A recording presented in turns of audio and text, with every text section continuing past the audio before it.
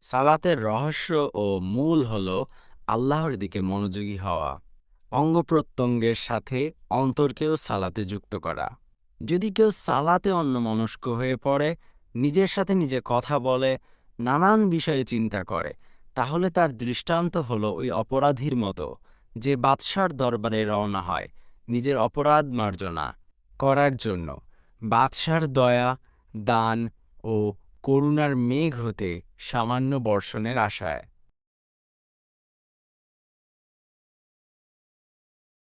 বাদশাহ যখন তার এই অবস্থা দেখেন, তার ন্যায় ও ইনসাফের দাবি হল এমন ব্যক্তির প্রতি ভ্রুক্ষেপ না করা, কোনো দয়া না দেখানো। তবুও তিনি তার প্রতি দয়া দেখান, অনুগ্রহ করেন। কিন্তু চূড়ান্ত পুরস্কার বিতরণের দিন তিনি ঠিকই এই ব্যক্তি এবং খুশুখুজুর সাথে সালাত আদায়কারীর মাঝে বড় একটা পার্থক্য করে।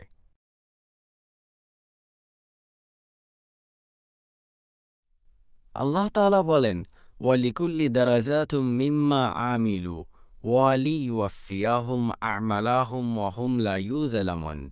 প্রত্যেকের জন্য তাদের কৃতকর্ম অনুযায়ী বিভিন্ন স্তর রয়েছে, যাতে আল্লাহ তাদের কর্মের পূর্ণ প্রতিফল দেন।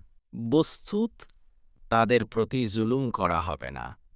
আল্লাহ মানুষকে সৃষ্টি করেছেন তার ইবাদতের জন্য, আর অপর সকল কিছু সৃষ্টি করেছেন মানুষের উপকারের জন্য। হাদিসে কুদসিতে এসেছে, আল্লাহ তাআলা বলেন,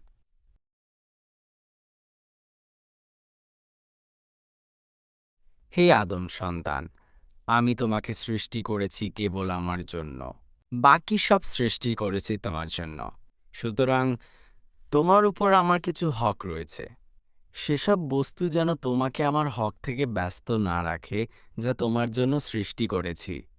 অন্যত্র আছে, হে মানবপুত্র, তোমাকে আমার ইবাদতের জন্য বানিয়েছি, অবহেলা করো না।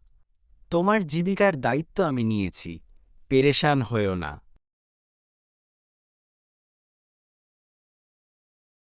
হে আদম সন্তান, তুমি আমাকে চাও, আমাকে পাবে।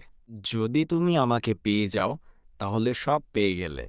আর যদি আমাকে হারাও, তাহলে সব হারালে। সুতরাং তোমার নিকট তো আমি সর্বাধিক প্রিয় হওয়ার উপযুক্ত।